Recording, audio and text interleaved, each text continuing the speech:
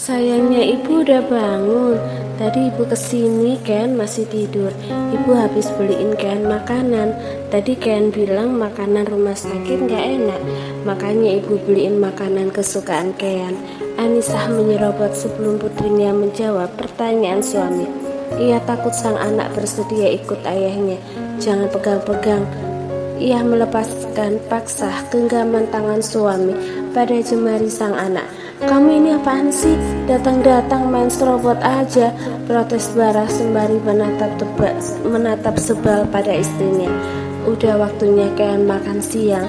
Nanti kalau makanan rumah sakit datang, biar ibu yang makan, ujar Anissa tanpa peduli pada protesan suaminya. Memangnya boleh bu? Tanya Kendra. Boleh dong, mau makan sekarang? Tanya Anissa sembari tersenyum lega karena sang anak sudah tidak lagi merajuk dan mau bicara padanya. Mau, angguk anak perempuan itu. Meski keras kepala, tetapi sebenarnya Kendra anak yang pemaaf dan mudah melupakan kesalahan orang lain. Tetapi itu bukan berarti pendirian mudah berubah. Sebentar ya, ibu ambilkan. Ibu tegakkan dulu kasurnya, ujar Anissa kemudian berlalu. Barah mengikuti di atas meja sofa tempat Anissa. Ia melihat bungkus makanan lain. Di ruangan itu memang ada 2 sofa khusus untuk keluarga pasien. Kamu beliin aku makanan juga? Enggak, ini banyak. Ini buat aku sama Ken, jawab Anissa berubah pikiran. Awalnya makanan itu memang untuk suami dan anak-anaknya. Katanya kamu mau makan jatah rumah sakit. Terus kenapa?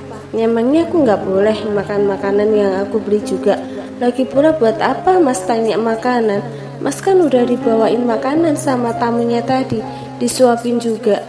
Dia perempuan yang waktu itu mas bawa ke panti juga kan? Sindir Anissa. Kamu salah paham, ceritanya nggak seperti yang kamu pikirkan. Emangnya apa yang aku pikirkan? Anissa bertanya sembari menatap suaminya. Ya, aku gak tahu. Aku kan gak bisa baca pikiran kamu. Kalau gak bisa baca pikiran aku, kenapa tadi Mas bilang semuanya gak kayak yang aku pikirkan? Balas Anissa. Barah diam. Lagi pula terserah mas, mau ngapain, mau jalan sama siapa itu bukan urusan aku, imbu Anissa kemudian berlalu dengan membawa makanan untuk putrinya. Bara diam sembari menatap punggung sang istri yang semakin menjauh dari pandangan. Apa benar dia nggak peduli? Apa mungkin yang Intan katakan tadi itu benar? Dia punya laki-laki lain, makanya dia nggak peduli aku dekat sama siapa. Tadi juga dia memang acuh waktu tahu ada Intan di sini. Ia pun mulai berprasangka. Sementara Anissa sudah duduk di tepi ranjang berhadapan dengan sang anak. Ayo ibu suapin Ken, buka mulutnya. Kendra menurut, membuka mulut ketika sang ibu menyodorkan makanan. Ia pun makan dengan lahap. Selamat siang, seorang perawat wanita masuk sembari mendorong meja yang di atasnya terdapat makanan. Wah, Ken udah makan ternyata, padahal ini makanannya baru datang. Anissa tersenyum. Iya sus, katanya lapar, makanya saya belikan dulu makanan dari luar, kilahnya. Padahal ia sendiri yang berinisiatif membelikan makanan untuk putrinya. Gak apa-apa beli makanan dari luar, yang penting gizinya diperhatikan, sahut sang suster. Iya sus, punya Kenzo ada? Tanya Anissa, mengingat putranya itu sebenarnya sudah diperbolehkan pulang. Ada? Oh saya kira udah gak dapat karena harusnya Kenzo udah pulang, balas Anissa. Apa mama yang minta ya sama pihak rumah sakit? Aku lupa, ini kan rumah sakit punya papa. Ia membatin. Ada kok bu, Kenzo masih harus minum obat juga soalnya, sahut sang suster. Iya sus, simpan di sana aja, biar nanti kalau Kenzo bangun saya suapin dan minum obat juga, ujar Anissa. Perawat perempuan itu mengangguk kemudian pamit setelah tugasnya selesai. Barah kemudian menghampiri putrinya yang sedang makan. Ken, ayah suapin mau? Kasihan, ibu juga mau makan siang. Tadi kan katanya ibu bilang kalau makanan rumah sakit ibu yang makan. sindir Bara. Kendra menoleh pada sang ibu. Ibu, makannya bisa nanti kok. Sekarang yang penting Kean makan dulu, habis itu minum obat, ujar Anissa menanggapi tatapan sang anak. Anak perempuan itu mengangguk, sementara Bara duduk di kursi yang ada di samping ranjang putrinya itu, memperhatikan anak dan istrinya dari sana.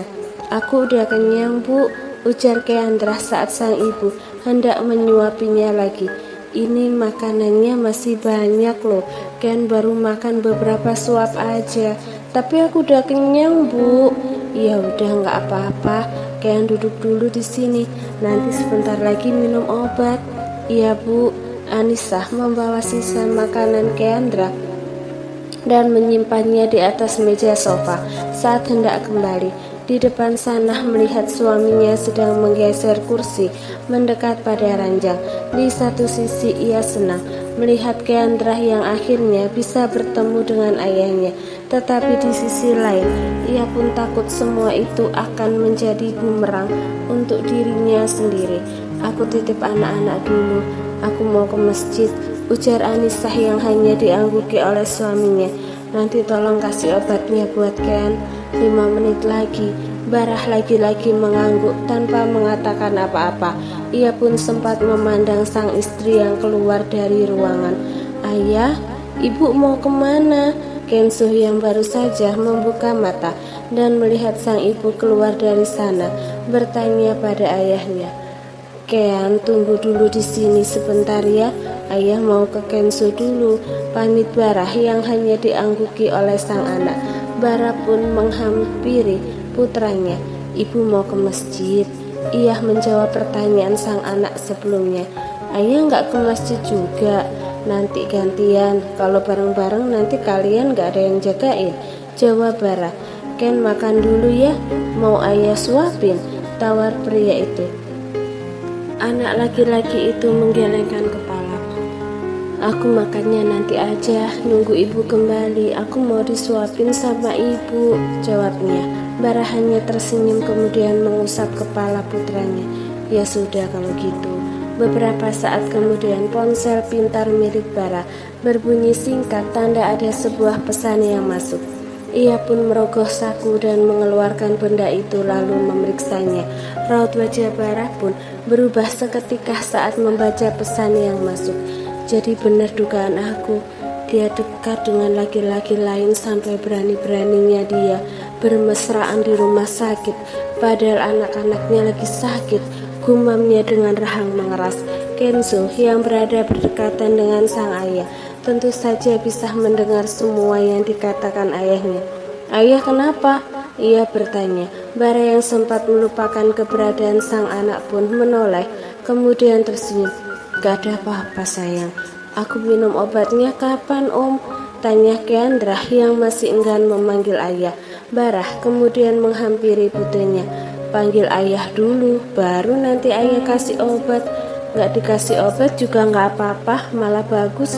Aku gak suka kok minum obat, saut Keandra membuat sang ayah tidak berkutik. Anissa menatap suaminya yang membuang muka saat berpapasan ketika ia kembali ke ruangan. Kenapa dia? Mukanya kayak yang kesel gitu. Apa aku kelamaan ditipin anak-anak? Gumamnya sambil melihat jam yang melingkar di tangan. Gak sampai setengah jam perasaan. Tidak mau terlalu memikirkan hal itu. Ia hanya mengangkat bahu acuh, kemudian mendekati putrinya. Kean udah minum obat? Udah bu. Ya udah, Kean istirahat ya sayang. Anissa mendaratkan kecupan di kening putrinya. Iya bu. Wanita itu lalu mendekati putranya. Ken, udah makan? Kepala Kenzo menggeleng. Aku mau disuapi sama ibu. Yang sakit kakaknya, tapi Ken yang manja, sindir Anissa sambil mencubit pucuk hidung sang anak. Memangnya siapa yang duluan lahir? Aku atau Kean bu? Tanya Kenzo. Kean, Beda 9 menit aja, jawab Anissa sembari melempar senyum pada kedua anaknya bergantian. Masih segar dalam ingatan saat melahirkan 6 tahun yang lalu, ia meminta Mitah yang saat itu membantunya melahirkan untuk menyembunyikan anak pertamanya yang baru lahir. Mitah yang sejak awal sudah Anissa beritahu tentang apa yang terjadi sebenarnya dalam rumah tangga, bersedia membantu. Tepat saat anak keduanya lahir, Barah baru tiba di rumah sakit. Hingga tidak mengetahui soal Keandra yang lahir lebih dulu daripada Kenzo, Anissa sangat senang saat tahu anak yang ada dalam kandungannya adalah anak kembar. Ia meminta pada Mitah untuk merahasiakan hal itu dari suaminya, berniat untuk menyerahkan salah satu bayinya saja pada Bara. Sebenarnya jika melakukan USG, Anissa selalu datang sendiri. Ia sejak sudah awal tahu ada 2 bayi di dalam perutnya, tetapi tidak memberitahu siapapun. Hanya ia dan Mita yang tahu. Barulah saat sudah lahir ada beberapa orang terdekat yang mengetahui hal itu, termasuk Suster Ika. Dia yang membantu Mita saat Anissa melahirkan. Karena itu Suster Ika menjadi pengasuh yang Mita rekomendasikan pada Bara. Tentu saja Suster Ika bersedia berhenti menjadi perawat di rumah sakit dan menjadi pengasuh Kenzo. Selain pekerjaannya lebih ringan, ia pun mendapat bayaran dari 2 pihak, Bara dan juga Anissa. Mita pun berjanji Suster Ika bisa kembali bekerja setelah tidak lagi menjadi suster untuk Kenzo. Sebuah persengkongkolan yang mungkin akan membuat Barah ternganga jika tahu. Jadi aku adik. Begitulah, jawab Anissa. Ayo Ken, makan dulu sebelum teman-teman datang menjenguk. Mereka mau ke sini. Iya, tadi Bu Arini telepon ibu. Katanya teman-teman Ken dan Kean mau jenguk. Buka mulutnya sayang. Anissa mulai menyuapi Kenzo hingga anak itu kekenyangan.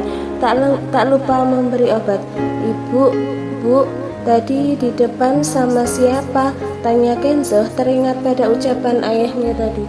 Itu adiknya Dokter Mita. Kebetulan memang teman ibu waktu SMA, tapi kuliahnya di luar negeri. Tadi kebetulan ketemu di depan, jadi ngobrol sebentar, cuma nyapa aja karena dia juga lagi buru-buru, jawab Anissa. Ken tahu dari mana? Enggak dari mana-mana Bu, aku cuma nebak aja, cengir Kenzo. 2 hari kemudian, udah semua aja, enggak ada yang ketinggalan, tanya Wirah. Udah, ya udah, sahut Wirah kemudian menoleh pada Keandra.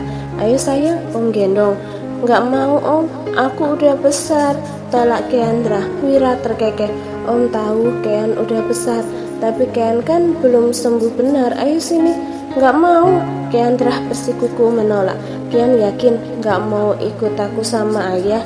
Tanya Kenzo berdiri di depan saudarinya. Aku mau sama ibu aja. Kamu ikut aku sama ibu aja Ken, sahut Keandra. Kenzo menggelengkan kepala. Aku kasihan sama ayah kalau ditinggal. Ken, panggil Barah yang sudah menunggu di depan pintu masuk.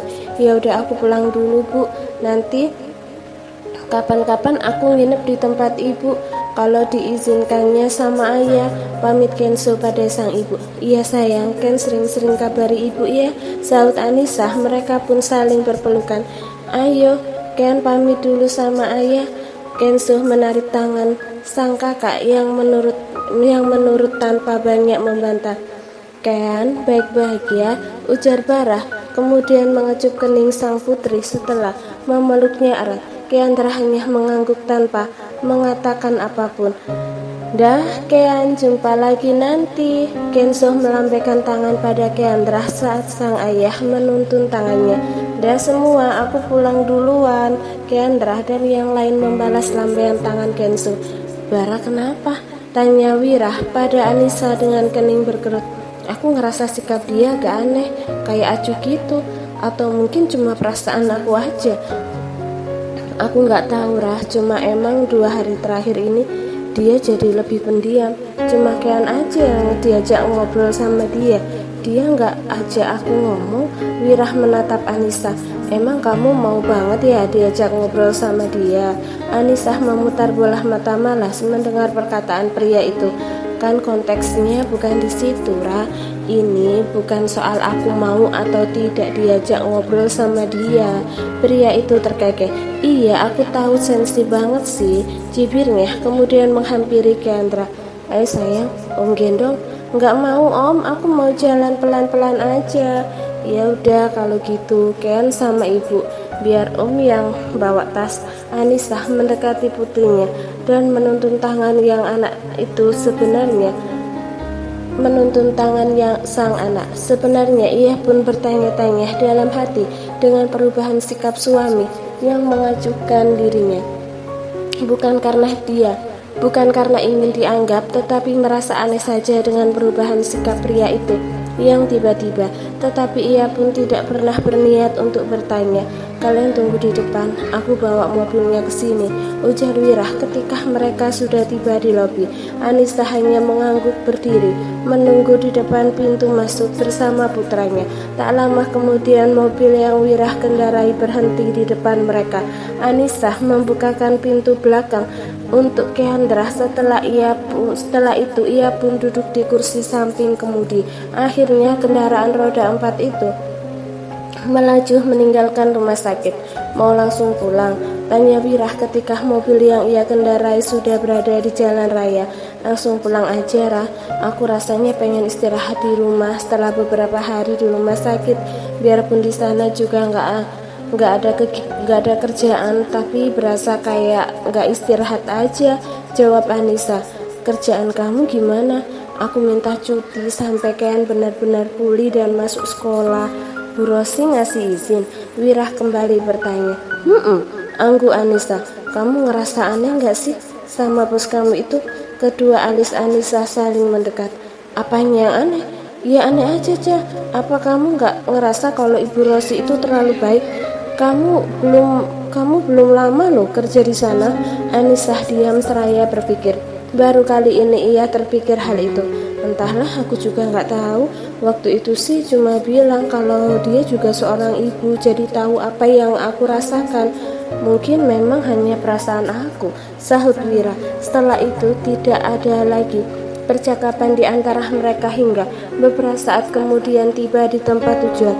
Anissa menuntun Kendra untuk turun dari mobil dan langsung mengantarnya ke kamar agar anak itu beristirahat.